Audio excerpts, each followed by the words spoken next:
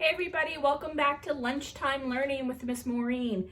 We are doing short 5 to 10 minute videos each day at noon. I hope you've been joining in. We're drawing a backyard getaway house. We're imagining that we're grabbing some tossed aside things that we're recycling from the house and building a backyard getaway. And my backyard getaway, I'm imagining, is at the ocean.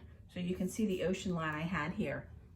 The first couple days you can go back and review the videos and see how we drew the house and see how we drew different windows and different doors.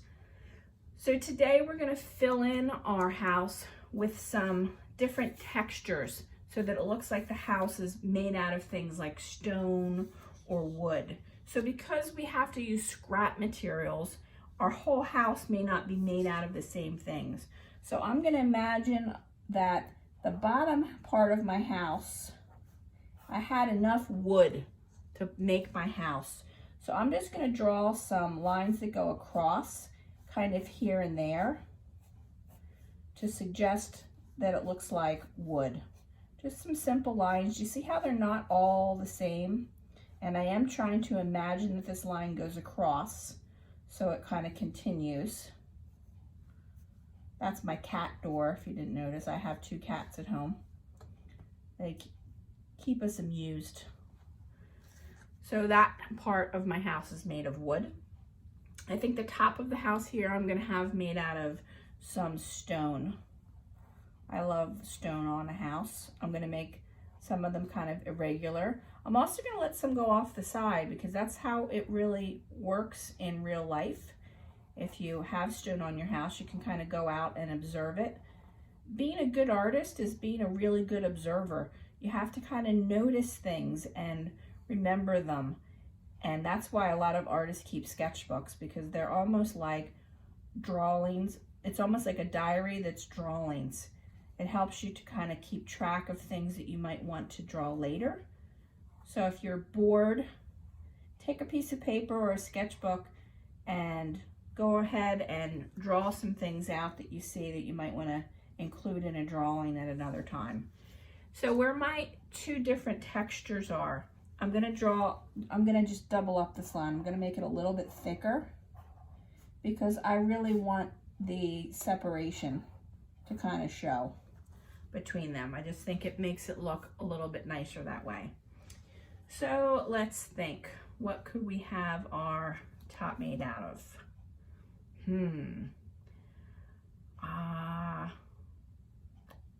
Let's make it out of some wood, but let's make the wood go in a different direction. So this wood went across. This wood, I think I'll do planks of wood. And I'm gonna draw some kind of ovally shapes and some kind of wiggly lines inside there for added texture. And it makes it look like it's older wood. Maybe wood that's been sitting in the garage for a longer time. It's not brand new wood. So let me get all my vertical lines in. You can look around your house and outside and think and use your imagination. What could I use to build a house? And just kind of have fun with it. Doesn't have to be anything that we really could build a house out of. Maybe you want to make a house out of marshmallows. Why not? That's the fun thing about imagination, is it doesn't have to be real. Maybe it's made out of Legos. That would be kind of fun. Or any other building blocks that you might have as toys. So it's a different texture of wood. And the thing that I like about it is that this is darker and this is lighter. So not everything is the same dark or lightness, and it makes your drawing more interesting. So that's something that you want to think about. The last texture I have to do is my roof. And I think I'm just going to make that look like some regular shingles with some scalloped lines. These are just curved lines. I'm going to put them right up against each other. I think I'll do something fun along the top of that roof though, just to make it a little different. Maybe I'll draw a little pattern up there so it's more interesting than just a regular roof. I love polka dots, so I think I'm going to do a row of polka dots up there.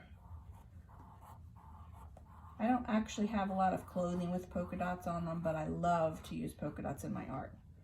So I'm just going to draw some polka dots along my roof. That's it for today's lunchtime learning. So I hope you're keeping up, and I hope you'll post your progress and especially your finished work. And I will see you tomorrow for the next episode of Lunchtime Learning for our backyard getaways.